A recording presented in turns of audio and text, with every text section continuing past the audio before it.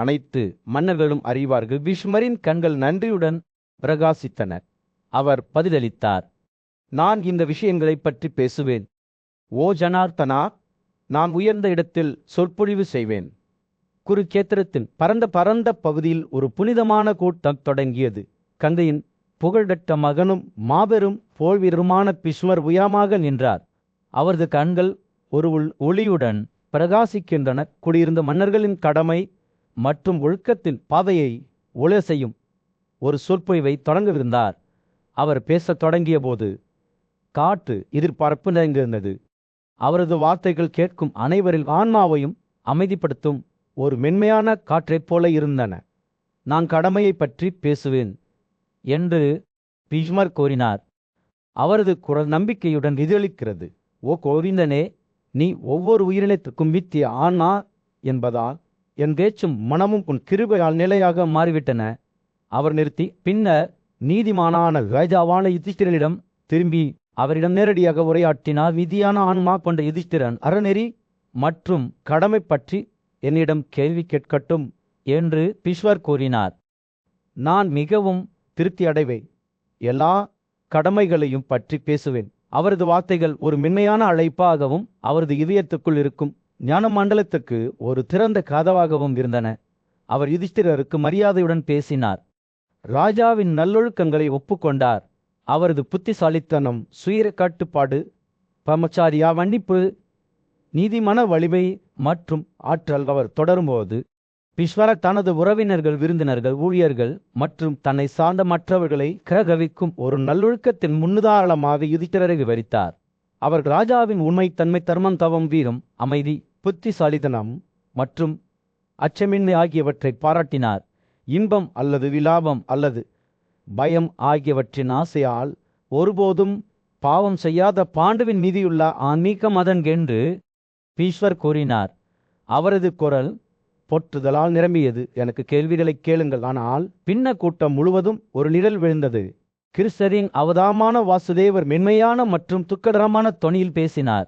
நீதிமானான மன்னன் யுதிஷ்டிரன் மிகுந்த அவமானத்துடனும் உங்கள் சாபத்துக்கு பயந்து பீஷ்மரை நேரடியாக உரையாற்றி உன்னை அணுக துணியவில்லை என்று கூறினார்.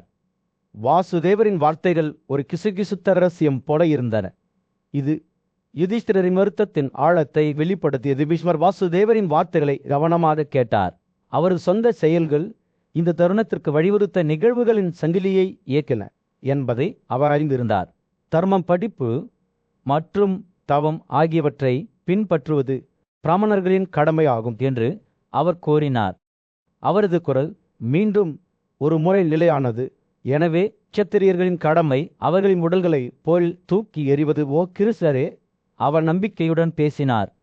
ஒரு க்ஷத்திரியரின் முன்னுள்ள கடமைகளை கோடிட்டு காட்டினார். நல்லொழுக்கத்தின் நித்திய தடைகளை புறக்கணித்தவர்களை கொள்வதற்கும் போரில் பூமியை இரத்தத்தின் ஏரியாக மாற்றுவதற்கும் என்ற வகையில் ஞானிகள் மற்றும் போர் வீரர்களின் கூட்டத்தின் மீது சூரியன் மறைந்து கொண்டிருந்தது. காட்சியின் மீது ஒரு சூடான ஆரஞ்சு பிரகாசத்தை செலுத்தியது. பாண்டவ சகோதரர்களில் மூத்தவரான யுதிஷ்டிர தனது தாத்தாவும் மரியாதைக்குரிய ஆசிரியருமான பீஷ்மருக்கு முன்னால் நின்றார். மிகுந்த மரியாதையுடன் யுதிஷ்டிரர் கிருஷ்ணராகிய ரிஷிகேசனை வணங்கி பீஷ்மரை வணங்கி அவரது அனுமதியை நாடினார். வாட்டி என்று தனது குரலில் மரியாதையுடன் பேசிய யுதிஷ்டிரன், மன்னர்களின் கடமைகளால் தான் எப்போதும் ஈர்க்கப்பட்டேன். அவை கடமையின் மிக உயர்ந்த அறிவியல், அறநெறி மற்றும் நீதியின் அடித்தளம் என்று கூறப்படுகிறது. இந்த கடமைகளை பற்றி உங்களிடமிருந்து கற்றுக்கொள்ள விரும்புகிறேன். ஏனெனில் அவை ஒரு ராஜாவின் வெற்றிக்கும் மகிழ்ச்சிக்கும் திறவுகோலாக உள்ளன. யுதிஷ்டிரர் புன்னரைத்தார். அவரது கண்கள் ஞானத்தால் மின்னின. ஏய் யுதிஷ்டிரனே என்று அவர் தொடங்கினார். அரச கடமைகளில் அறிவியல் உண்மையில் ஒரு புனிதமான நம்பிக்கை. ஒரு ராஜா முதலில் மனத்தாழ்மையை வளர்த்து கொள்ள வேண்டும். கடவுள்களையும் பிராமணர்களையும் மரியாதையுடன் காத்திருக்க வேண்டும். அவர்களை வணங்குவதன் மூலம் அவர் தனது கடமையையும் ஒழுக்கத்தையும் செலுத்துகிறார். தனது குடிமக்களின் மரியாதையை பெறுகிறார். பீஷ்மர் தொடர்ந்து பேசுகையில், ஒரு ராஜாவின் வெற்றிக்கு உழைப்பு இன்றியமையாதது. அது இல்லாமல் வெறும் விதி மட்டுமே மன்னர்களால் நேசிக்கப்படும் குறிக்கோள்களை நிறைவேற்ற முடியாது. விதி என்பது குதிரை மீது கட்டுப்பாடு அல்லது யானை மீது கொக்கி போன்றது. அவை வழிநடத்துகின்றன மற்றும் கட்டுப்படுத்துகின்றன. ஆனால் உழைப்புதான் முடிவுகளை கொண்டு வருகிறது. பீஷ்மர் இடைநிறுத்தம் செய்து தனது முன்கூடியிருந்த கூட்டத்தை ஆய்வு செய்தார். சத்தியமே அரச கடமைகளின் அடித்தளம். சத்தியத்திற்கு அர்ப்பணிப்புள்ள ஒரு மன்னர் இந்த வாழ்க்கையிலும் அடுத்த வாழ்க்கையிலும் மகிழ்ச்சியை காண்கிறார். முனிவர்களும் சத்தியத்தை எல்லாவற்றிற்கும் வேறாக மதிக்கிறார்கள். ஏனென்றால் அதுவே அவர்களின் மிகப்பெரிய செல்வம். இதேபோல் ஒரு மன்னர் ஒவ்வொரு சாதனையையும் நல்ல நடத்தையையும் வைத்திருப்பது அவரது மக்கள் மீது நம்பிக்கையை தூண்டுகிறது. பீஷ்மர் பேசுகையில் யுதிஷ்டிரரின் கண்கள் புரிதலுடன் பிரகாசித்தன. அவர் கேள்விகளை கேட்டார். அரச கடமைகளின் நுணுக்கங்களை பற்றி தெளிவுபடுத்தினார். பீஷ்மர் பொறுமையாக பதிலளித்தார். தனது பரந்த அறிவை பகிர்ந்து கொண்டார். ஒரு மன்னன் தனது பலவீனங்களையும் எதிரிகளின் பலவீனங்களையும் தவளத்தில் கொள்ள வேண்டும் என்று பீஷ்மர் கூறினார். அவர் தனது சொந்த ஆலோசனையை கடைபிடிக்க வேண்டும். நேரடியான நடத்தையை கடைபிடிக்க வேண்டும். அவர் மிகவும் மென்மையானவராக மாறினால் அவரது குடிமக்கள் அவரை புறக்கணிப்பார்கள். அவர் மிகவும் கடுமையானவராக மாறினால் அவர்கள் தொந்தரவு செய்வார்கள். பீஷ்மரின் வார்த்தைகள் ஒரு கோடை நாளில் ஒரு மென்மையான காற்று போல காற்றில் தொங்கிக் கொண்டிருந்தன. யுதிஷ்டிரர் கவனமாக கேட்டார். அரச கடமைகளின் ஒவ்வொரு விவரத்தையும் உள்வாங்கினார். பிராமணர்கள் பூமியில் உள்ள உயிரினங்களில் முதன்மையானவர்கள் என்று பீஷ்மர் கூறினார். அவரது குரலில் மரியாதை நிறைந்திருந்தது. அவர்கள் ஒருபோதும் ஒரு ராஜாவால் தண்டிக்கப்படக்கூடாது. மாறாக அவர்கள் பாதுகாக்கப்பட வேண்டும், மதிக்கப்பட வேண்டும். நாணமுள்ள ஒரு ராஜா எப்போதும் தனது குடிமக்களின் 4 கட்டளைகளான பிராமணர்கள், க்ஷத்திரியர்கள், வைசியர்கள் மற்றும் சூத்திரர்கள் மீது இரக்கம் காட்டுகிறார். சூரியன் கீழே மூழ்கிய போது ஒரு பிரம்மாண்டமான கூட்டத்தின் மத்தியில் பீஷ்மர் உயரமாக நின்று தனது கண்களை மன்னர் யுதிஷ்டிரர் மீது ஆழமாக நிலைநிறுத்தினார்.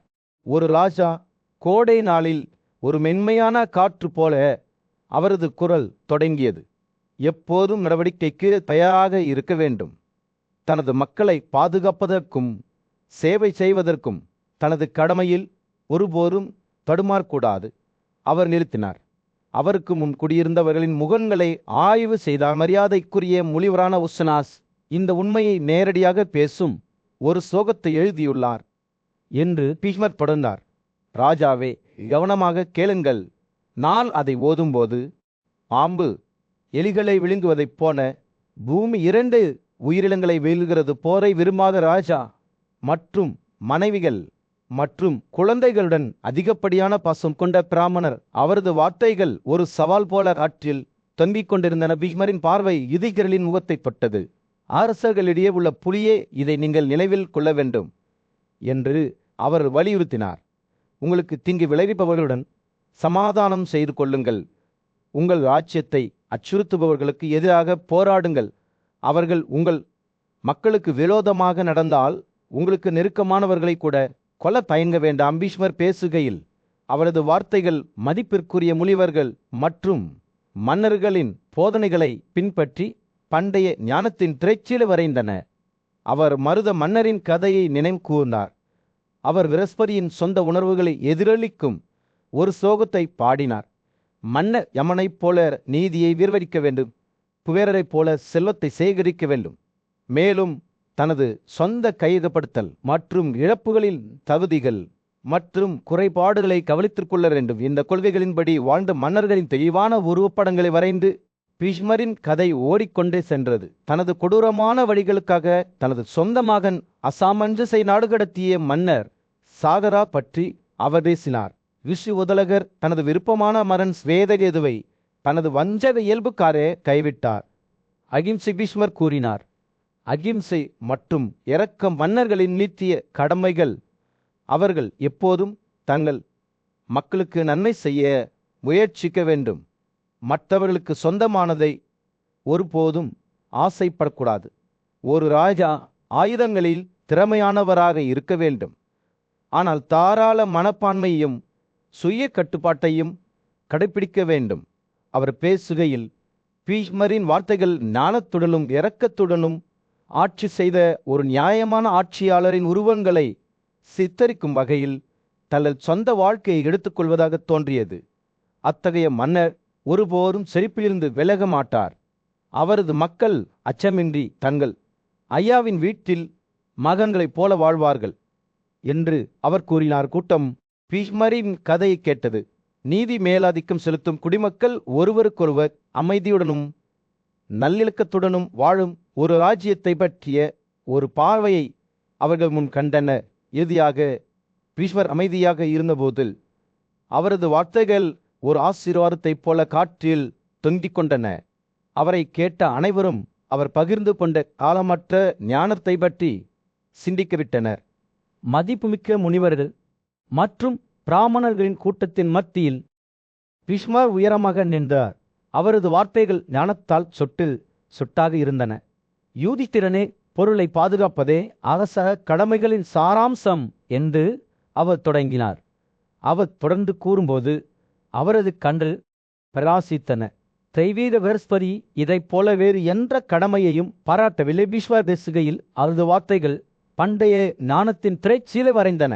மன்னர்களின் கடமைகள் குறித்து நூல்களை இயற்றிய மதிப்பிற்குரிய முனிவர்கள் அயம் கண்கள் கொண்டறிந்திரன், மனு தெய்வீக பரபாஜா மற்றும் ரவசியர்கள் இவர்கள் அனைவரும் எல்லாவற்றிற்கும் மேலாக பாதுகாப்பின் கடமையை பாராட்டினர். அவரது கண்கள் தாமரை இலைகளைப் போலவும் அவரது தாமிரம் போன்ற நிலத்திலும் இருந்த யுதிஷ்டிர பீஷ்மர் பாதுகாப்பை பெறுவதற்கான வழிமுறைகளை கோடிட்டு காட்டும்போது கவனமாக கேட்டார். உளவாளிகளையும் ஊழியர்களையும் பணியமர்த்தவும் அவர்களுக்கு நியாயமான கடன்களை பெருமையின்றி வழங்கவும் என்று பீஷ்மர் அறிவுறுத்தினார். வரிகளை கவனமாக உணர்ந்து கொள்ளுங்கள். எதையும் வெறித்தனமாகவோ அல்லது காணாமல் எடுக்க வேண்டாம். நிர்வாக செயல்பாடுகளுக்கு நேர்மையான மனிதர்களை தேர்ந்தெடுப்பதன் முக்கியத்துவத்தையும் வணிகத்தில் வீரம், திறமை மற்றும் புத்திசாலித்தனத்தையும் அவர் வலியுறுத்தினார். உண்மை யுதிஷ்டிரரிடம் மக்களின் நலனை பேடுவதோடு அவசியம் என்று கூறப்பட்டது. பீஷ்மரின் வார்த்தைகள் எப்போதும் விழிப்புடன் இருக்க வேண்டிய, தனது குடிமக்களின் தேவைகளை எப்போதும் கவனத்தில் கொள்ள வேண்டிய ஒரு ராஜாவின் தெளிவான உருவத்தை வரைந்தன. நியாயமான அல்லது நியாயமற்ற வழிகளில் எதிரிகளிடையே கருத்து வேறுபாடுகளை ஏற்படுத்துவது, பழைய கட்டிடங்களை பழுது பார்ப்பது, சடங்கை கடைபிடிப்பதன் மூலம் கட்டுப்படுத்தப்படும் உடல் ரீதியான தண்டனைகள் மற்றும் அபராதங்களை விதிப்பது பற்றி அவர் பேசினார். ஒரு மன்னர் நேர்மையானவர்களை ஒருபோதும் கைவிடக்கூடாது. மரியாதைக்குரிய பிறப்பு நபர்களுக்கு வேலை வாய்ப்பு மற்றும் பாதுகாப்பை வழங்க வேண்டும் என்று அவர் கூறினார். பீஷ்மர் அரசர்களின் கடமைகள் குறித்த தனது சொற்பொழிவை முடித்தவுடன் வைசம்பாயனர் கதையை தொடர்ந்தார். புகழ்பெற்ற வியாச தேவஸ்தானா, அசுவவாசுதேவா, கிருபா சாத்யகி மற்றும் சன்சேயா என்று அவர் கூறினார். மகிழ்ச்சியால் நிரம்பிய மற்றும் முழு மலர்களை ஒத்த முகங்கள் சிறந்தது என்று கூச்சலிட்டார். மேலும் மனிதர்களிடையே அந்த புலியின் புகழை பாடினார். பீஷ்வலிப்பிலும் துக்கத்தால் கனத்த இதயத்துடன் யுதிஷ்டிரர் தனித்து நின்றார். அவர் பீஷ்மரின் கால்களை மெதுவாக தொட்டு, ஐயா, எனக்கு சந்தேகமுள்ள விஷயங்களை பற்றி நாளை நான் விசாரிப்பேன் என்று கூறினார்.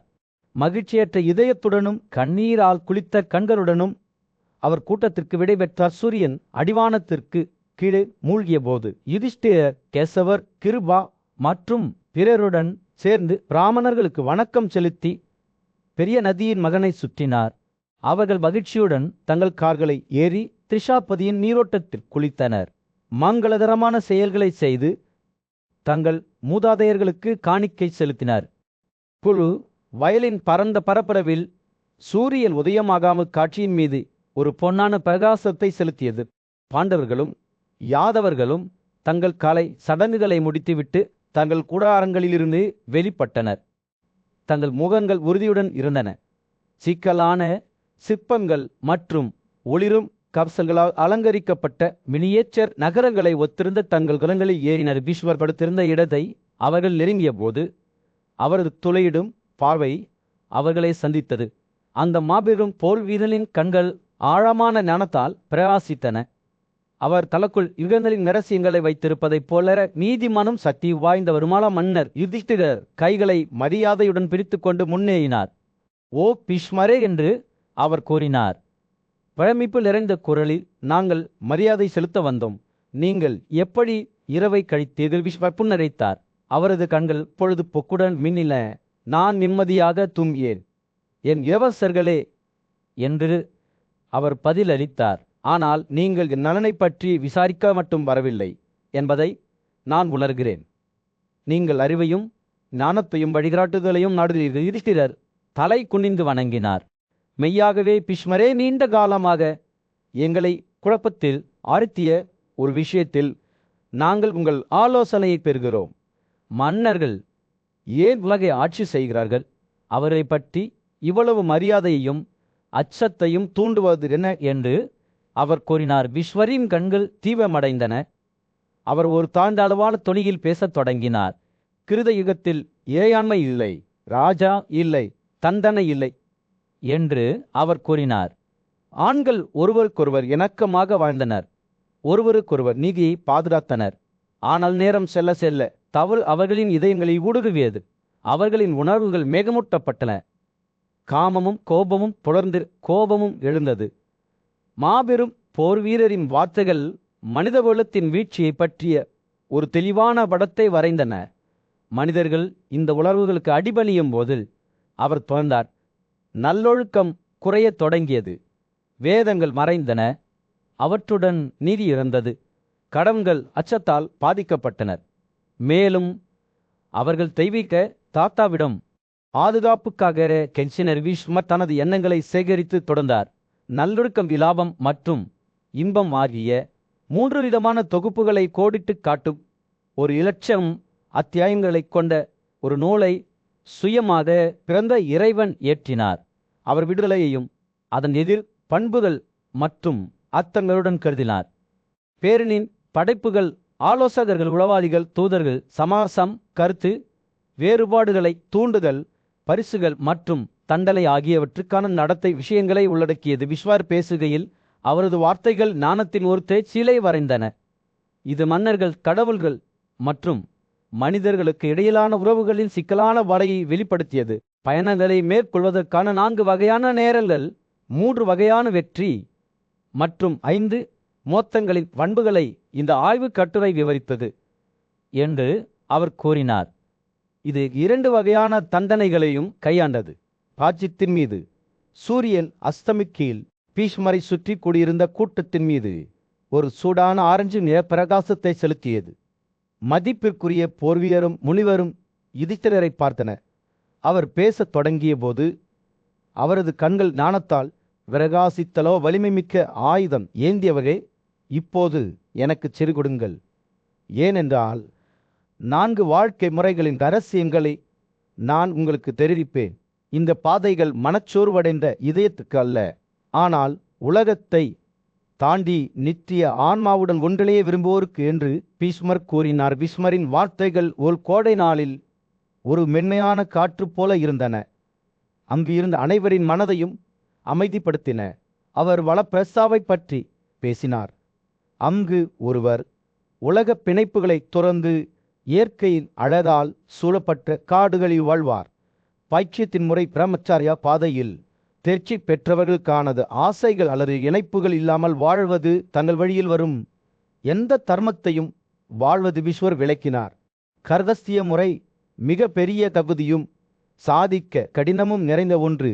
வேதங்களை படிப்பதற்கும் குழந்தைகளை பெறுவதற்கும் வாழ்க்கையின் இன்பங்களை அனுபவிப்பதற்கும் உலக ஆசைகளிலிருந்து விலகியிருப்பதற்கும் ஒரு பிராமணர் வேவை ஒரு உண்மையான கர்டஸ்திய வசிப்பவர் தனது திருமணமான மனைவியால் திருப்தி அடைவார். வேதங்களின் கட்டளைகளை கடைப்பிடிப்பார். யாருக்கும் ஒருபோதும் பயவோ வெறுப்போ காட்ட மாட்டார். விஸ்வர் பேசுகையில் யுதிஷ்டிரர் எவலமாக கேட்டார். கண்கள் விரிந்த வியப்புடன் மகாமுனிவர் தொடர்ந்தார். மகன்கள் மற்றும் மனைவிகளின் ஆதரவும் வேதங்களை படிப்பதும் இந்த உயர்ந்த வாழ்க்கை முறையை வழிநடத்துபவர்களின் கடமைகள் என்று புகழ்பெற்ற முனிவர்கள் கூறியுள்ளனர். அவர் தனது உதடுகளில் ஒரு புன்னகையின் குறிப்பை நிறுத்தினார். நாராயணனே பாடிய வசனத்தை நான் மீண்டும் கூறும்போது நான் சொல்வதை கேளுங்கள் என்று பீஷ்மர் கூறினார். உண்மை எளிமை விருந்தினர்களின் வழிபாடு, அணை மற்றும் யாவத்தை பெறுதல், தனது சொந்த திருமணமான மனைவிகளை அனுபவிப்பது ஆகியவற்றால் ஒருவர் இங்கேயும் மறுமையிலும் பல்வேறு வகையான மகிழ்ச்சியை அனுபவிக்க வேண்டும். இந்த சொற்கள் கூட்டம் முழுவதும் எதிரொலித்த போது அங்கிருந்த அனைவரிடமும் ஒரு அச்ச உணர்வு நிலவியது.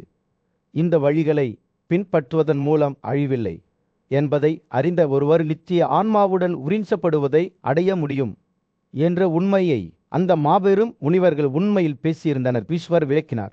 இந்த பாதையை பின்பற்றிய ஒரு பிராமணர் கடுமையான சபதங்கள் மற்றும் சுய ஒழுக்கத்துடன் வாழ்வார். தனது போதகரின் அறிவுறுத்தல்களுக்கு கீழ்ப்படிந்து தெய்வங்களுக்கு மரியாதை செலுத்துவார். அவர் ஒருபோதும் உலர நடவடிக்கைகளில் ஈடுபட மாட்டார். யாரிடமும் தயவு காட்டவோ அல்லது வெறுப்பை காட்டவோ மாட்டார். சூரியன் அடிவானத்துக்கு கீழே மூழ்கி ராஜ்யத்தை ஒரு மென்மையான அந்தி ஒளியில் செலுத்தியபோது ஈஸ்வர் தனது சொற்பொழிவை முடித்தார். கூட்டம் ஒரு கணம் அமைதியாக இருந்தது. பெரிய முனிவரின் வார்த்தைகளின் இடையே உள்வாங்கியது. பின்னர் பேசப்படாத ஒப்புதலால் அவர்கள் தங்கள் இருக்கைகளிலிருந்து எழுந்து சிதறத் தொடங்கினர். காட்டில் தங்கள் பயணத்தின் மத்தியில் பாண்டவ சகோதரர்களில் மூத்தவரான யுதிஷ்டிரர் மரியாதைக்குரிய மூத்த அரசியல்வாதியான பீஷ்மரிடம் திரும்பி எதிர்காலத்தில் அவர்களுக்கு மகிழ்ச்சியையும் சிரிப்பையும் தரும் கடமைகள் குறித்து வழிகாட்டுதல்களை கேட்டார். பீஷ்மரே, எங்களுக்கு சொல்லுங்கள். ஞானத்துக்கான ஆழ்ந்த ஏக்கத்தால் நிறைந்த அவரது கண்கள் மகிழ்ச்சியும் நல்லொழுக்கமும் நிறைந்த வாழ்க்கையை உறுதி செய்ய நம் ஒழுங்கின் உறுப்பினர்களாக நாம் இருக்க வேண்டிய நடவடிக்கைகள் என்ன? கேள்வியின் சிக்கல்களை பற்றி சிந்திக்கும்போது பீஷ்மரின் கண்கள் மேகமூட்டமாக தோன்றின. சிறிதுனே அமைதிக்கு பிறகு அவர் பேசத் தொடங்கினார். அவரது குரல் ஒரு கோடை நாளில் ஒரு மென்மையான காற்று போல இருந்தது. பிராமணனை பொறுத்தவரை 4 வாழ்க்கை முறைகள் உள்ளன. வேதங்களை படிப்பது, தவம், பயிற்சி செய்வது, மற்றவர்களுக்கு கற்பிப்பது மற்றும் பிச்சை எடுப்பது. இந்த பாதைகள் அவர்களுக்கு மட்டுமே வகுக்கப்பட்டுள்ளன என்று பீஷ்மர் விளக்கினார். அவர் சரியான வார்த்தைகளை தேடுவது போல் அவருக்கு முன்னால் உள்ள நிலப்பரப்பை ஆய்வு செய்தார். ஆனால் ராஜாவே, எங்களை பற்றி என்ன என்று யுதிஷ்டிரன் அவளோடு கேட்டான். பீஷ்மரின் பார்வை அவரிடம் திரும்பியது. அவர் தொடர்ந்தார். உங்களைப் போன்ற சத்திரியர்களுக்கு சொர்க்கத்திற்கு வழிவகுக்கும் பல செயல்கள் வெளிப்படுத்தப்பட்டுள்ளன. இருப்பினும் இவை நீங்கள் தேடும் பதில்கள் அல்ல.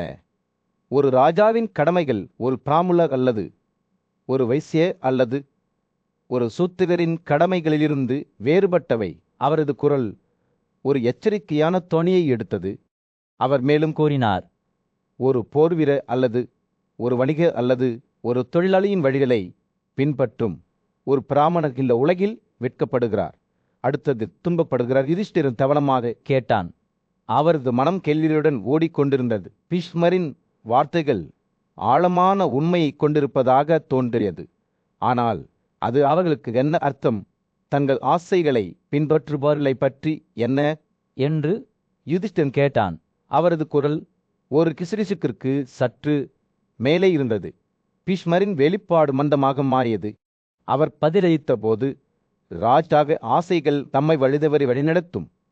ஆனால் தனது சுவாசத்தை ஒழுங்குபடுத்துபவர் சிந்தனை மற்றும் தியானத்தை கடைப்பிடித்து தனது கடமைகள் உறுதியாக இருப்பவர் ஒரு மலை போன்ற அசைக்க முடியாதவர். சூரியன் அஸ்தமிக்க தொடங்கிய போது காட்டின் மீது ஒரு சூடான ஆரஞ்சில ஒளியை வீச பீஷ்மரின் வார்த்தைகள் ஆசர உணர்வை தூண்டின. நினைவில் கொள்ளுங்கள் ராஜாவே என்று அவர் கோரினார்.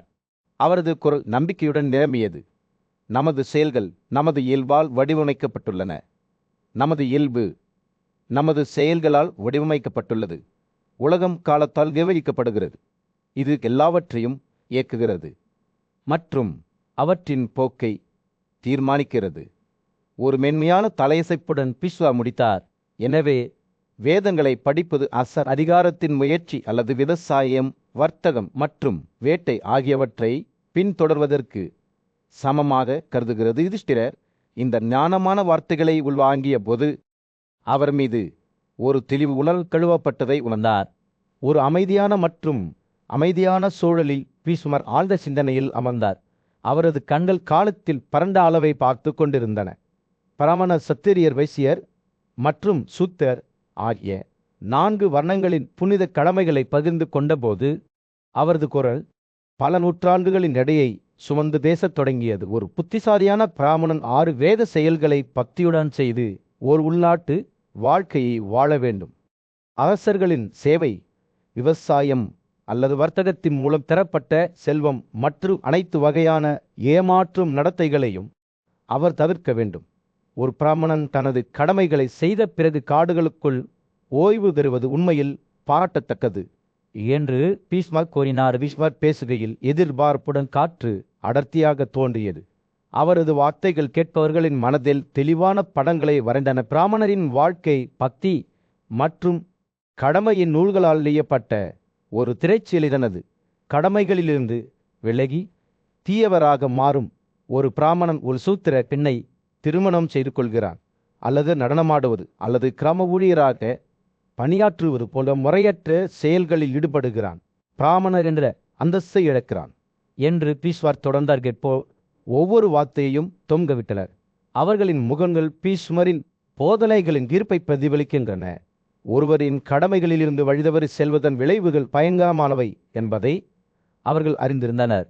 அந்தஸ்து இழப்பு கடவுளால் கைவிடப்பட்டது. பீஷ்மர் தனது எண்ணங்களை சேகரித்து தொடர்ந்தார். ஒரு பிராமணனுக்கு சுய கட்டுப்பாடு மற்றும் தூய்மை இன்றியமையாதது. இந்த நல்லொழுக்கங்கள் அவது கடமையின் வடித்தமாக அமைக்கப்பட்டுள்ளன. சுய கட்டுப்பாடு கொண்டவர், சோமனை தியாகங்களில் குடித்தவர், இரக்கமும் பொறுமையும் கொண்டவர் அந்த மனிதன் உண்மையிலேயே ஒரு பிராமணன். பீஷ்மர் பேசும்போது சூழல் மாறியது, மேலும் சிந்தனை மிக்கதாகவும் மேலும் உள்ளொக்கத்துடனும் மாறியது. அவரது கேட்போர் தங்களுக்கு அவர்களின் இருப்பின் கட்டமைப்பை பற்றிய ஒரு பார்வை வழங்கப்படுவதை அறிந்திருந்தனர். ஆனால் நல்லொழுக்கத்தை பெற விரும்புபவர்களை பற்றி என்ன என்று ஒருவர் கேட்டார். இந்த முயற்சியில் சுத்தாக்கள் மற்றும் வைசியர்கள் கூட பங்கு வகிக்கவில்லையா? பீஷ்மர் தலையாட்டினார். கண்கள் ஞானத்தால் மின்னின. உண்மையில் 4 வண்ணங்களையும் சேர்ந்த மனிதர்கள் நல்லொழுக்கத்தை பெறுவதில் ஒருவருக்கொருவர் உதவ முடியும். இந்த ஒழுங்கில் உறுப்பினர்கள் அமைதியான கடமைகளை பின்பற்றாவிட்டால் விஷ்ணுவின் கருணை தடுக்கப்படுகிறது. கேட்போர் முன்னோக்கி சாய்ந்தனர். பீஷ்மரின் வார்த்தைகளில் தங்கள் காதுகள் ஒரு சோலையில் வறண்ட பயணிகளைப் போல குடித்தன. மேலும் சத்திரிய பற்றி என்ன என்று ஒருவர் கேட்டார். அவரது கடமைகள் என்ன? பீஷ்மரின் குரல் வேணும் துடிப்பாக வளர்ந்தது. சத்திரியின் பங்கின் சாராம்சம் அவருக்கு மீண்டும் வெளிப்படுத்தப்படுவது போல் இருந்தது. ஒரு சத்திரிய தனது குடிமக்களை பாதுகாக்க வேண்டும், நீதியுடன் ஆட்சி செய்ய வேண்டும், பெரும் தியாகங்களை செய்ய வேண்டும். அவர் பிதிரிகளையும் கடவுள்களையும் பக்தியுடன் வணங்க வேண்டும், வேதங்களை படிக்க வேண்டும். பீஷ்மர் பேசி முடித்தவுடன் கேட்போர் மீது ஒரு பிரமிப்பு ஏற்பட்டது. அவர்கள் தாங்கள் பேசுவதை அறிந்திருந்தனர். ஒரு பிரமாண்டமான கூட்டத்தில் மரியாதைக்குரிய மூத்தவரும் மன்னர் யுதிஷ்டிரரின் ஆலோசகருமான பீஷ்மர் ரச கடமைகளின் நுணுக்கங்களை பற்றி விளக்கத் தொடங்கினார். 4 வாழ்க்கை முறைகளின் கடமைகளும் சத்திரிய கடமைகளின் நிலைக்குள் உள்ளன என்று அவர் அறிவித்தார். பீஷ்மர் தொடர்ந்து பேசுகையில், அரசரின் செயல்பாடுகள் சீர்குலைந்தால் குழப்பம் ஏற்பட்டு தீமை வெகுதூரம் பரவுகிறது. பின்னர் பீஷ்மர் பண்டைய காலத்திலிருந்து ஒரு கதையை நினைவு கூர்ந்தார். அப்போது சக்தி வாய்ந்த மந்தாத்தி ஒரு நியாயமான மற்றும் புத்திசாலித்தனமான மன்னர் தெய்வீக நாராயணனை பார்க்க முயன்றார். மந்தாத்தி விஷ்ணுவுக்கு தனது பக்தியை செலுத்தி ஒரு மகத்தான பலியை செலுத்தினார். மேலும் இந்திரனின் படிகத்தில் உன்னதமான பகவானின் பாவைக்கு வெறுமதி பெற்றார். இந்திரன் அவருக்கு முன்னால் நின்றபோது மந்தாத்தி கேட்டார், பண்டையவரை பார்ப்பதன் மூலம் நான் எதை தேடுகிறேன்? ஆன்மீக தகுதியை பெறவும், நீதியான வாழ்க்கையை வாழவும், சத்திரியரின் உன்னதமான கடமைகளை செய்யவும் நான் விரும்புகிறேன். இந்திரன் பதிலளித்தார், நீங்கள் உண்மையில் ஒரு நல்ல மனிதர், நீதிக்கு அர்ப்பணிக்கப்பட்டவர். புலன்கள் கட்டுப்பாட்டில் உள்ளன, உங்கள் இதயத்தில் வீரம் உள்ளது. நாராயணனை காண வேண்டும் என்ற உங்கள் ஆசை தூய்மையானதே. நீங்கள் கேட்கும் எந்த வரத்தையும் நான் உங்களுக்கு வழங்குகிறேன். கடவுளின் கருணையை ஏற்றுக்கொண்டு மண்டாத்ரி தாழ்மையுடன் தலை குனிந்து வணங்கினார். நான் பொருள், செல்வத்தையோ அதிகாரத்தையோ விரும்பவில்லை என்று அவர் கூறினார். ஆனால் சொல்லுங்கள் இந்திரலே, நாராயணனிடமிருந்து வரும் கடமைகளை ஒரு ராஜா எவ்வாறு நிறைவேற்ற முடியும்? இந்திரன் புன்னகைத்து விளக்கத் தொடங்கினார். கடமைகள் அனைத்திலும் மிக உன்னதமானவை அவை தெய்வீக தெய்வத்திலிருந்து நேரடியாக பாய்கின்றன. அவை மற்ற அனைத்து கடமைகளுக்கும் அடித்தளமாக உள்ள இந்திரன் பிறந்தார். விஷ்ணு தனது எல்லையற்ற சக்தியில் அசுரர்களை அடக்கி கடவுள்களையும் முனிவர்களையும் பாதுகாத்தார். அவர் அவ்வாறு செய்யாவிட்டால் பிராமணர்கள் சத்திரிய கடமைகள் மற்றும் இருப்பின் துணி அழிக்கப்பட்டிருக்கும் சத்திரிய கடமைகளை பயன்படுத்துவதன் மூலமே இந்த நித்திய கொள்கைகள் புத்துயிர் பெறுகின்றன. விஸ்வர் தனது கதையை முடித்தவுடன் மன்னர் யுதிஷ்டிரர் மரியாதையுடன் கேட்டு சமூகத்திற்குள் சமநிலையையும் நல்லிணக்கத்தையும் பராமரிப்பதில் அரச கடமைகளின் முக்கியத்துவத்தை புரிந்து கொண்டார். ஒரு ராஜாவின் பங்கு ஆட்சி செய்வது மட்டுமல்ல, பாதுகாப்பதும் வழிகாட்டுவதும் நீதியை நிலைநிறுத்துவதும் என்பதை அவர் உணர்ந்தார். விஸ்வர் அனைத்து உயிரினங்களின் பாதுகாப்பை தழுவிய சத்திரிய கடமைகள் அனைத்திலும் முதன்மையானவை. அவை நித்திய விடுதலைக்கு வழிவகுக்கும்.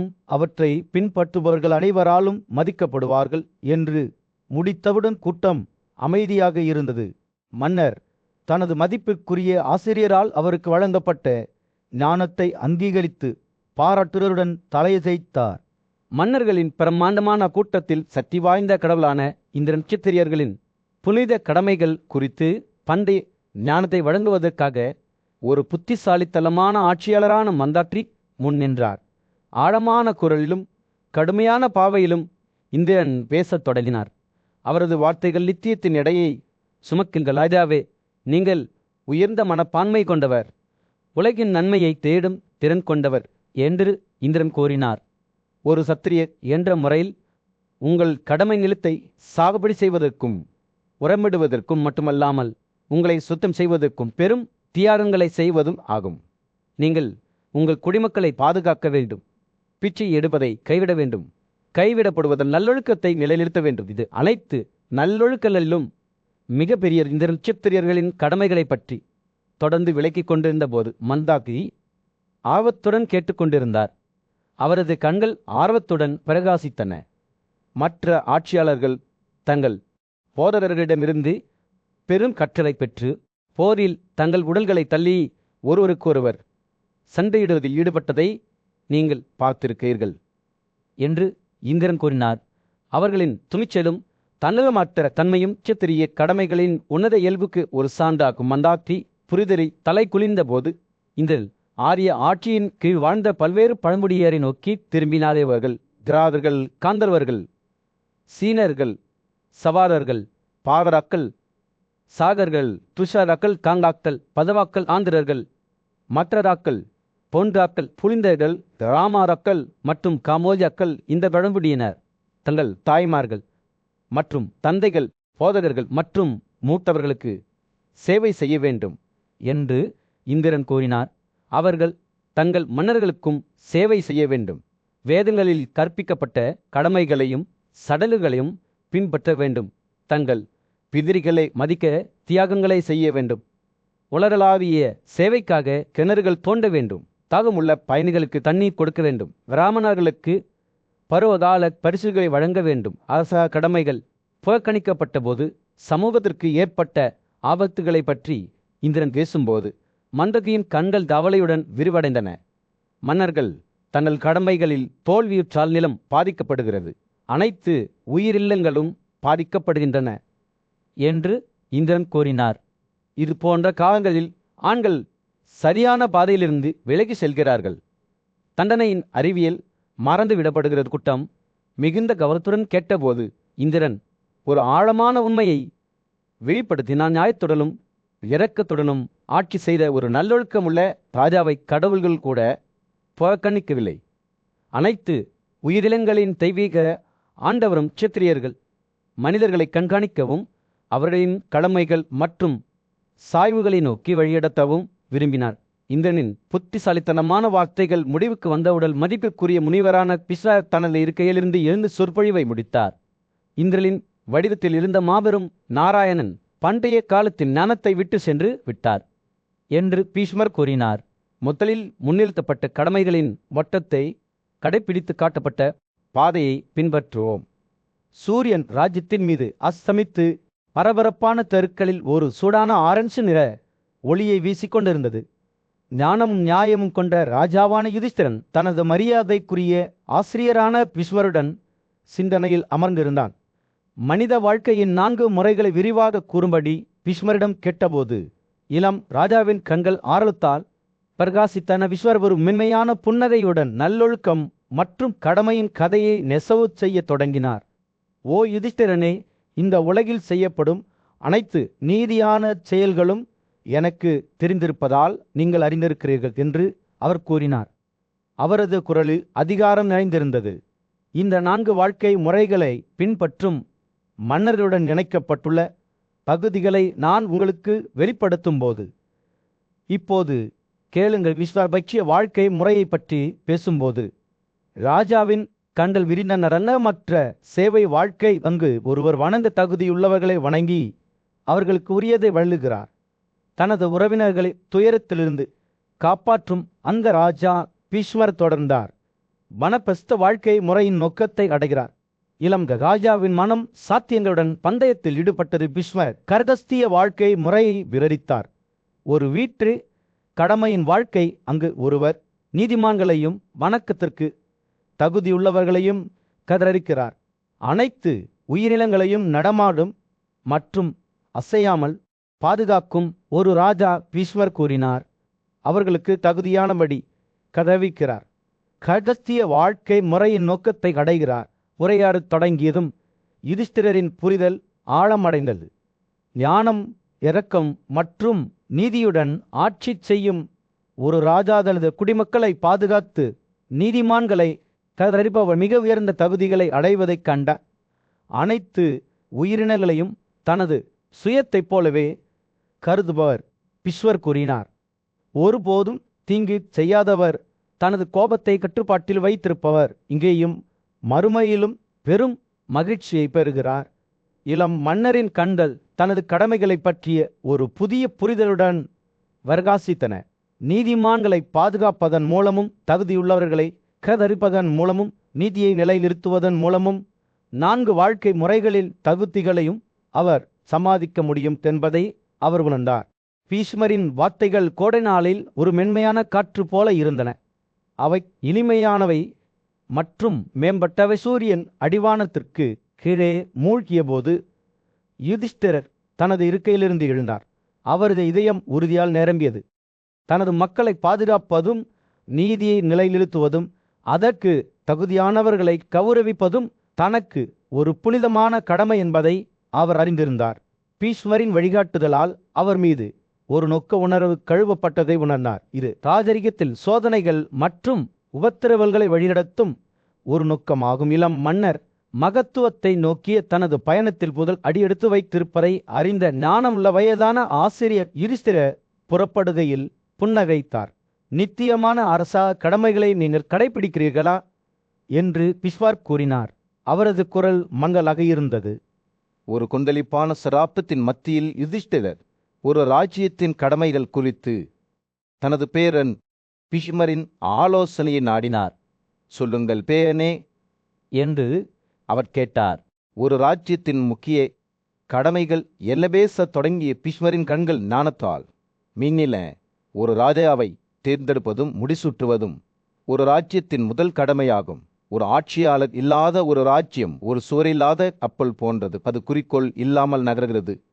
எழும் ஒவ்வொரு அராஜக அலைக்கும் பாதிக்கப்படுகிறது. அவர் நிறுத்தினார்.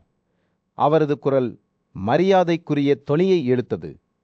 ஒரு ராஜாவை முடிசூட்டுவதில் இந்திரனே மன்னரின் ஆழ்மையில் முடிசூட்டப்படுகிறார். மக்கள் தங்கள் ராஜாவை வணங்க வேண்டும், ஏனெனில் அவர்கள் வலிமையான கடவுளான இந்திரனை வணங்குவார்கள். பீஷ்மர் பேசுகையில் யுதிஷ்டிரர் தனது வார்த்தைகளின் தீவிரத்தை உணர்ந்து கவனமாக கேட்டார். பீஷ்மர் தொடர்ந்தார். அராஜகத்தால் பிளவுபட்ட ஒரு ராஜ்யம் என்பது நீதி வாழ முடியாத ஒரு இடம். குடியிருப்பாளர்கள் தண்ணீரில் பலவீனமானவர்களை வேட்டையாடும் வலுவன மீன்களைப் போல ஒருவருக்கொருவர் வீணுகிறார்கள். அராஜகம் என்பது மிக மோசமான நிலை. அத்தகைய குழப்பத்திலிருந்து தங்கள் மக்களை பாதுகாப்பது மன்னர்களின் கடமையாகும். ஆனால் யாரை அரசராக முடிசூட்ட வேண்டும்? பீஷ்மரின் வார்த்தைகள் ஒரு புத்திசாலித்தனமான மற்றும் சக்தி வாய்ந்த தலைவரான மனுவை நோக்கி திரும்பின. அவர் ஒரு காலத்தில் பூமியில் வசிப்பவர்களால் தங்கள் ஆட்சியாளராக அழுகப்பட்டார். முதலில் தயங்கினார். பீஷ்மர் விளக்கினார், ஒரு ராஜ்யத்தை நிர்வகிப்பது கடினமான பணியாக இருக்கும் என்று அஞ்சினார். குறிப்பாக எப்போதும் பொய்யான மற்றும் தங்கள் நடத்தையில் ஏமாற்றும் மனிதர்களிடையே எவ்வாறாயினும் பூமியில் வசிப்பவர்கள் மனுவுக்கு தங்கள் முழு பலத்துடனும் அவருக்கு ஆதரவளிப்பதாக உறுதியளித்தனர். அவர்கள் தங்கள் செல்வத்தில் ஒரு பங்கையும் மனைவிகளாக தங்கள் மிக அழகான கன்னிகைகளையும் அவரது பாதுகாப்பின் கீழ் தங்கள் குடிமக்கள் சம்பாதித்த தகுதியில் ஒரு பகுதியையும் கூட அவருக்கு வழங்க முன்வந்தனர்.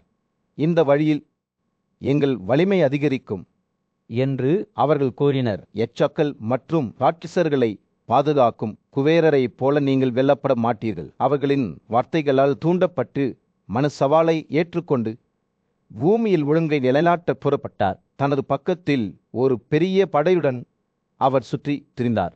ஒவ்வொரு தீய செயலையும் சோதித்து அனைவரையும் அந்தந்த கடமைகளுக்கு உட்படுத்தினார். பூமியில் வசிப்பவர்கள் தங்கள் புதிய ஆட்சியாளர் மீது பயத்துடனும் மரியாதையுடனும் இருக்கப்பட்டனர். மேலும் மனுவின் வலிமை இந்திரனின் சக்தியுடன் ஒப்பிடப்பட்டது. பீஷ்மர் பேசி முடித்ததும் யுதிஷ்டர் சிந்தனையுடன் தலையசைத்தார். தனது சொந்த ராஜ்யம் இதே போன்ற சவால்களை எதிர்கொள்கிறது என்பதை அவர் அறிந்திருந்தார். மேலும் ஒரு ராஜாவின் கடமைகள் வெறுமனே சடங்கு அல்ல, ஆனால் தனது மக்களை பாதுகாப்பதும் சேவை செய்வதும் ஒரு புனிதமான பொறுப்பு என்பதை அவர் உணர்ந்தார். செழிப்பை விரும்புவோர் அனைவரின் பாதுகாப்புக்காகவும் முதலில் ஒரு ராஜாவை தேர்ந்தெடுத்து முடிசூட்ட வேண்டும் என்று பீஷ்மர் முடித்தார். சீடர்கள் இந்திரனின் முன்னிலையில் தங்கள் போதகர்கள் அல்லது கடவுள்களுக்கு முன் தங்களை தாழ்த்தி கொள்வது போல எல்லா மனிதர்களும் அதற்கு முன் தங்களை தாழ்த்தி கொள்ள வேண்டும். ஒரு பிரம்மாண்டமான கூட்டத்தின் மத்தியில் புத்திசாலியும் நீதியுள்ளவருமான மன்னர் யுதிஷ்டிரர் மரியாதைக்குரிய மூதாதையரான பீஷ்மரிடம் ஒரு ஆழமான கேள்வியை முன்வைத்தார். ஏன் என்று அவர் கேட்டார். பிராமணர்கள் ராஜாவை ஒரு கடவுள் என்று அறிவிக்கிறார்களா? நட்சத்திரங்களைப் போல ஒளிரும் கண்களைக் கொண்ட பீஷ்மர் பண்டைய ஞானத்தின் கதையை நெசவு செய்யத் தொடங்கினார். அவர் தனது புத்திசாலித்தனத்திற்கும் இரக்கத்திற்கும் புகழ்பெற்ற கோசல மன்னரான வாசுமனாக்களைப் பற்றி பேசினார். ஒரு நாள் வசுமனாக்கள் ஆட்சியின் ரகசியங்களை புரிந்து கொள்ள பெரிய முனிவரான விரஸ்பதியை தேடினர். வாசுமனாக்கள் தாழ்மையுடனும் மரியாதையுடனும் விரஸ்பதியை அணுகி அவரது கேள்வியை கேட்பதற்கு முன்பு அவரை சுற்றினார். ஓ புத்திசாலி, அவர் கூறினார், உயிரினங்கள் எந்த வழியில் வளர்ந்து செழித்து வளர்கின்றன? நித்திய மகிழ்ச்சியின் திறவுகோல் என்ன விரஸ்பதி?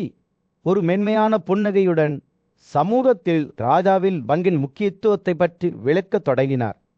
எல்லா மனிதர்களின் கடமைகளும் ராஜாவில் வேரூன்றியுள்ளன என்று அவர் கூறினார். ராஜாவை பற்றிய பயத்தின் மூலம் தான் ஆண்கள் ஒருவருக்கொருவர் மிருகங்களைப் போல விழுங்குவதை தவிர்க்கிறார்கள். ராஜா ஆரோக்கியமான கட்டுப்பாடுகளை நிலைநிறுத்தி காம சக்திகளை சரிபார்த்து நிலத்திற்கு அமைதியையும் ஒழுங்கையும் கொண்டு வருகிறார். விரஸ்பதி பேசுகையில் அவரது வார்த்தைகள் ஒரு ராஜாவில் பாதுகாப்பு இல்லாத ஒரு உலகத்தின் தெளிவான படத்தை வரைந்தன.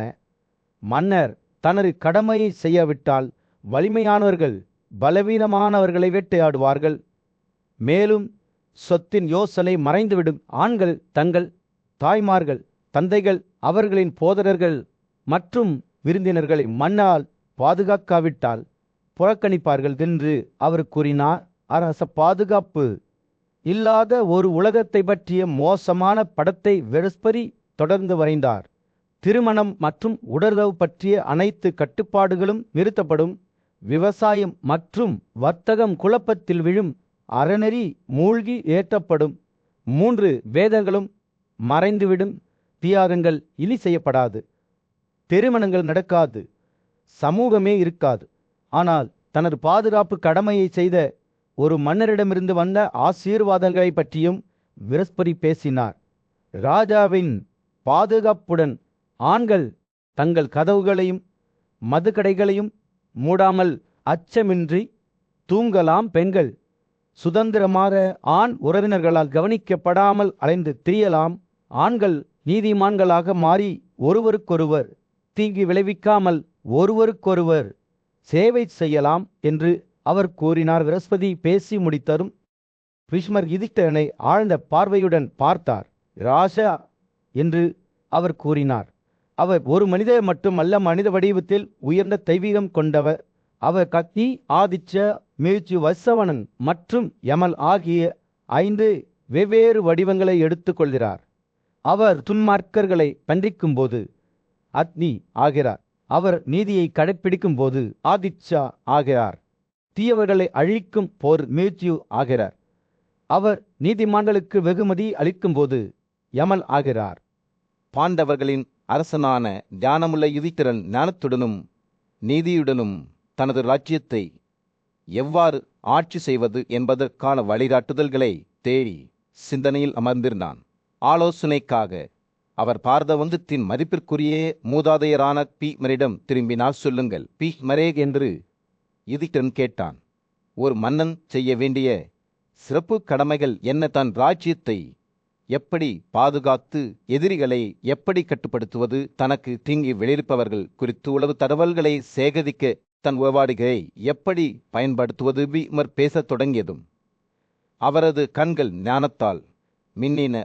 யுதிஷ்டிரனே, ஒரு ராஜா முதலில் தன்னை தானே வெல்ல வேண்டும் என்று அவர் கூறினார்.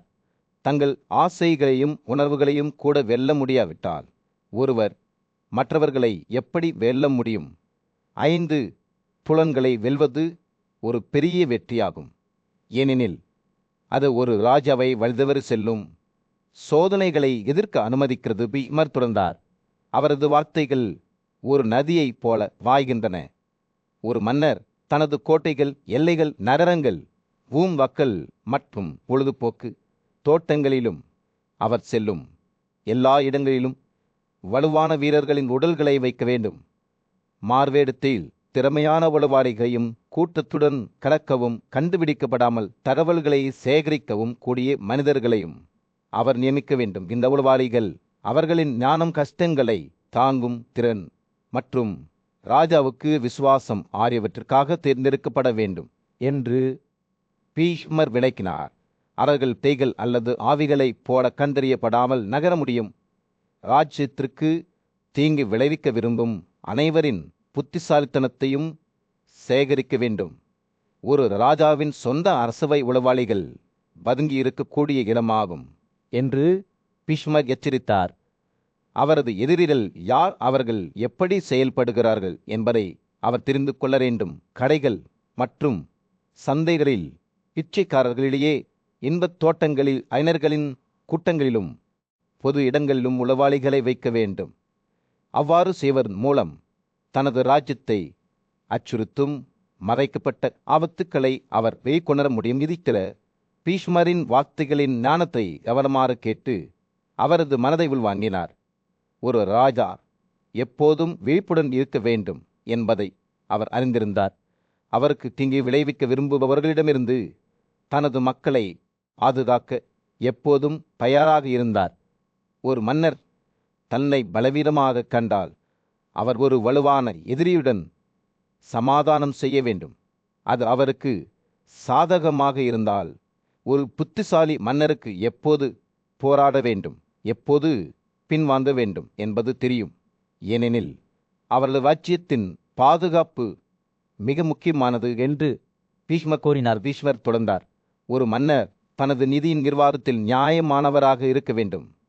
சர்ச்சைகளை கேட்டு அவற்றை நியாயமாக தீர்க்க அவர் ஞானிகளை நியமிக்க வேண்டும்.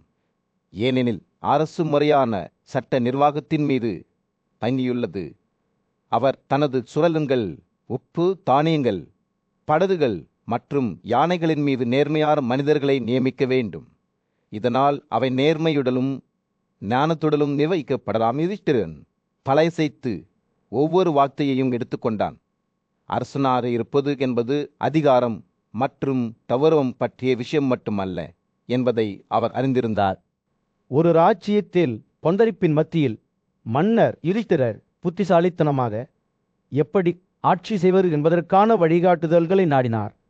மனித நடத்தையின் ஒவ்வொரு அம்சத்திலும் தேர்ச்சி பெற்ற மதிப்புக்குரிய முனிவரான பீஷ்மரை அணுகி அவரது ஆலோசனையை கேட்டார். மரியாதைக்குரியவரே, நல்லொழுக்கத்தை கடைபிடிப்பதன் மூலம் ஒரு மன்னன் உண்மையான மகிழ்ச்சியையும் வெற்றியையும் அடைய முடியுமா என்று சொல்லுங்கள் என்று யுதிஷ்டிரன் கேட்டான். நீதியின் பாதையை வரைய தொடங்கிய பீமரின் கண்கள் பிரகாசித்தன. ஒரு ராஜா 36 நல்லொழுக்கங்களை கடைபிடிக்க வேண்டும் என்று அவர் கூறினார். அவரது குரல் அதிகாரத்தால் நிரம்பியுள்ளது. இந்த குணங்கள் ஒன்றோடொன்று இணைக்கப்பட்டுள்ளன. அவற்றை வளர்ப்பவருக்கு பெரும் தகுதியை கொண்டு வரும் பீஷ்மர் பேசுகையில் அவரது வார்த்தைகள் ஞானத்தின் ஒரு திரைச்சிலை வரைந்தன. இது யுதிஷ்டிரரை ஒரு உன்னதமான ஆட்சி முறையை நோக்கி வழிநடத்தியது.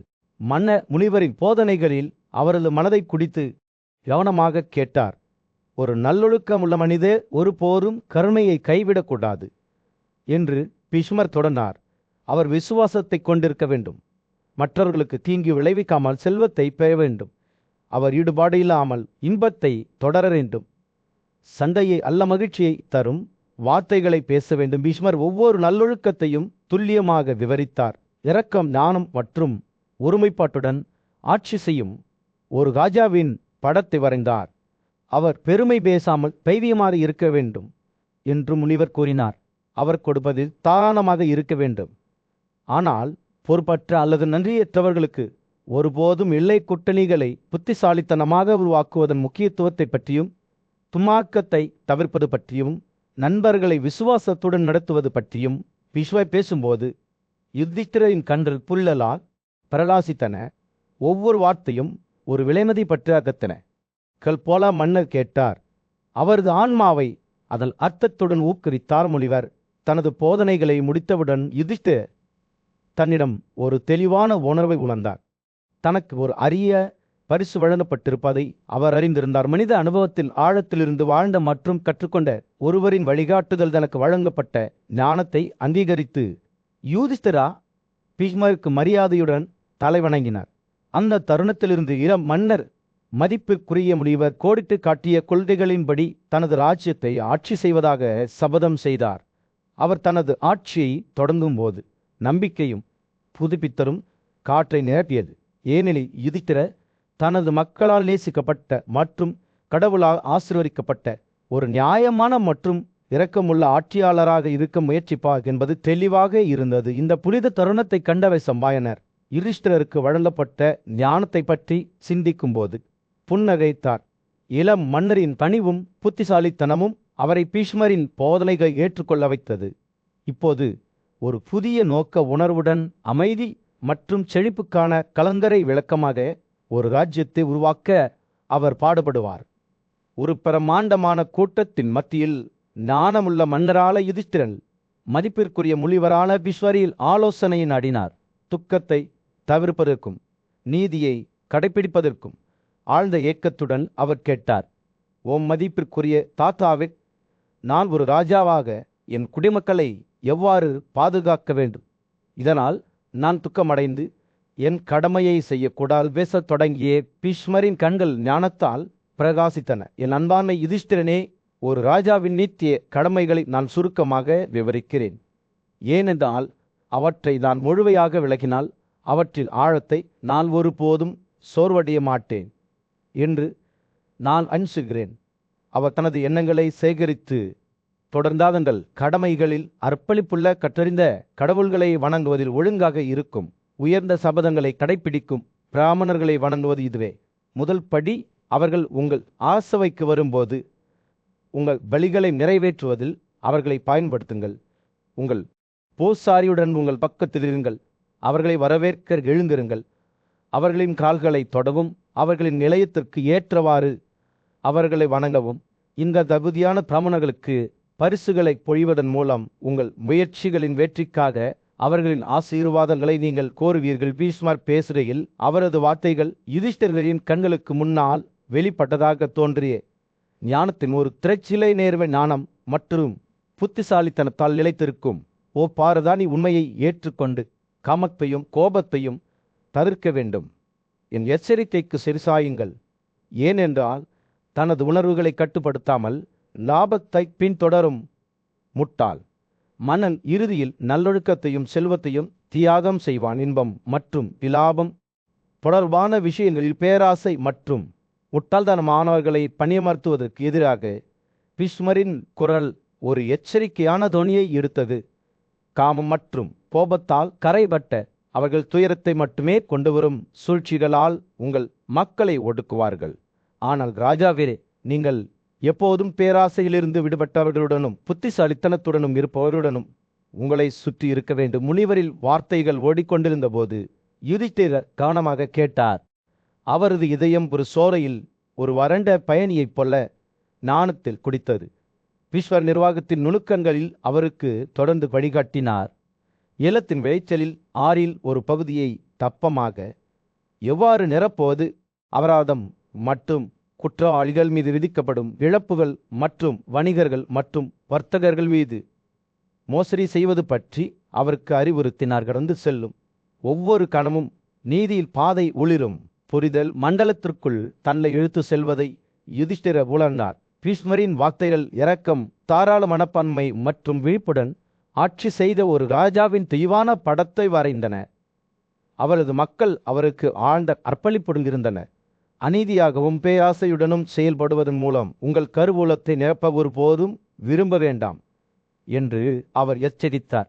வேதங்களுக்கு ஏற்ப செயல்படாக அந்த ராஜா செல்வத்தையும் மத தகுதியையும் சம்பாதிக்க தவறிவிட்டார். சூரியன் தொடங்கிய போது ஒரு பிரம்மாண்டமான கூட்டத்தின் மத்தியில் மதிப்பிற்குரிய முனிவரான பீஷ்மர், பிராமண, சத்திரியர், வைசிய மற்றும் சுத்தா ஆகிய 4 வர்ணங்களுக்கிடையேயான சிக்கலான உறவை வெளிச்சம் போட்டு காட்டும் ஒரு பண்டைய கதையை விவரிக்கத் தொடங்கினார். காற்றின் கடவுளான மாதரீசுவனிடம் ஞானத்தை நாடிய ஐலாவின் மகன் புரூரவர்களைப் பற்றி அவர் பேசினார். புரூரவர்கள் 4 ஒழுங்குகளின் தோற்றம் பற்றியும் பிராமண ஏன் முன்னணியில் நின்றார் என்பதையும் விசாரித்தனர். பிராமணர் பிரம்மாவின் வாயிலிருந்து திறந்தார் என்றும், சத்திரியர் அவரது 2 கரங்களிலிருந்தும், வைசியர் அவரது 2 தொடைகளிலிருந்தும், சூத்திரர் அவரது கால்களிலிருந்தும் வெளிப்பட்டதாகவும் மாதரீஸ்வரன் விளக்கினார். வேதங்கள் மற்றும் பிற புனித நூல்களை பாதுகாப்பதே பிராமணரின் கடமையாக இருந்தது. அதே நேரத்தில் சத்திரியர் பூமியை ஆட்சி செய்வதற்கும் நீதியை பயன்படுத்துவதற்கும் அனைத்து உயிரினங்களையும் பாதுகாப்பதற்கும் படைக்கப்பட்டாவினர். புரூரவர்கள் பிராமணன் அல்லது சத்திரியன் என்ற பூமியை உரிமையாக்கியவர் யார் என்று மாதரீசுவனிடம் கேட்டார். பிரபஞ்சத்தில் உள்ள அனைத்தும் பிராமணரின் பிறப்புரிமையும் முன்னுரிமையும் காரணமாக அவருக்கு சொந்தமானவை என்று காற்றின் கடவுள் பதிலளித்தார். இருப்பினும் ஒரு விதிவிலக்கு இருந்தது. துன்ப காலங்களில் ஒரு மன்னர் தகுதியை பெற்று சொர்க்கத்தில் ஒரு இடத்தை பெற முயன்றபோது அவர் வென்ற அனைத்து நிலங்களையும் ஒரு கற்றறிந்த மற்றும் நல்லொழுக்கமுள்ள பிராமணருக்கு வழங்க வேண்டும். ஆன்மீக மற்றும் நெறிக சக்திக்கு இடையிலான சிக்கலான சமநிலையை அறிந்த ஒரு புத்திசாலி மன்னர் வேதங்கள் மற்றும் பிற வேதங்களை நன்கு அறிந்த ஒரு பூசாரியை நியமிக்க வேண்டும் என்று பீஷ்மர் தனது கதையை தொடர்ந்தார். ராஜாவுக்கும் அவரது பூசாரிக்கும் இடையிலான இந்த இணக்கமான உறவு குடிமக்கள் மற்றும் தெய்வங்கள் இருவருக்கும் சிரிப்பை கொண்டு வரும் கூட்டம். பின்னர் ஐலாவின் மகன் மற்றும் காசியப்பாவை பற்றிய மற்றொரு பண்டைய கதையை கேட்டது. காசியப்பாவிடம் கேட்டார், பிராமண சத்திரியரை கைவிட்டால் அல்லது அதற்கு நேர்மாறாக இருந்தால் யார் வியந்தவர் என்று கருதப்பட வேண்டும். மற்ற கட்டளைகள் யாரை நம்பியுள்ளன மற்றும் தங்களை தாங்களே பராமரிக்கின்றன. பிராமணரும் சத்திரியரும் முரண்படும்போது ராஜ்யத்தை அழித்து விடுவார்கள் என்று காசியப்பா பதிலளித்தார். குழப்பம் ஆட்சி செய்யும் ஒரு ராஜ்யத்தை கொள்ளையர்கள் தொற்றிக் கொள்கிறார்கள் என்றும், நல்ல மனிதர்கள் அதன் ஆட்சியாளரை மேய்ச்சர் என்று கருதுகிறார்கள் என்றும் காசியப்பா தொடர்ந்து விளக்கினார். மாடுகள் செழிக்காது, குழந்தைகள் வேதங்களை படிப்பதில்லை. அத்தகைய இடத்தில் எந்த பலிகளும் செய்யப்படுவதில்லை. பிராமணர்கள் சத்திரியர்களை கைவிட்டால் அவர்களின் குழந்தைகள் ரத்தத்தில் தூய்மையற்றவர்களாக மாறி கொள்ளையர்களின் இயல்பை பெறுகிறார்கள். இருப்பினும் பிராமணரும் சத்திரியனும் ஒன்றாக நிற்கும்போது, ஒவ்வொருவரும் மற்றவர்களை பாதுகாக்கும் போது இருவரும் பெரும் செழிப்பை அடைகிறார்கள். அவர்களின் நட்பு 2 மரங்களுக்கு இடையில் இருப்பதை போன்றது. ஒன்று மற்றொன்றை பாதுகாக்கும் போது அவை ஒன்றாக வலுவாக வளரும். ஆனால் இந்த பிணைப்பு உடைந்தால் குழப்பம் ஏற்படுகிறது, மேலும் அழிவு அனைவரையும் முன்னிறுகிறது. ஒரு பாவம் நிறைந்த மோசமானவர் ஒரு பெண்ணையோ அல்லது ஒரு பிராமணரையோ தண்டனையை எதிர்கொள்ளாமல் கொண்டால் ஆபத்து சத்திரிய ஆட்சியாளரை அச்சுறுத்துகிறது என்று காசியப்பா எச்சரித்தார். ஞானிகளின் கூட்டத்தில் மரியாதைக்குரிய முழுவரும் போர் வீரருமான பீஷ்மர் அரசலுக்கும் அவரது பூசாரிக்கும் இடையிலான நுட்பமான சமநிலையை பற்றி பேசத் தொடங்கினார். ஒரு ராஜ்யத்தின் செழிப்பு அதன் ஆட்சியாளரை பொறுத்தது போலவே ஆட்சியாளரின் வெற்றியும் அவரது ஆன்மீக ஆலோசகரின் வழிகாட்டுதலை நம்பியுள்ளது என்று அவர் கூறினார். பிராமணரின் ஞானத்தால் அதன்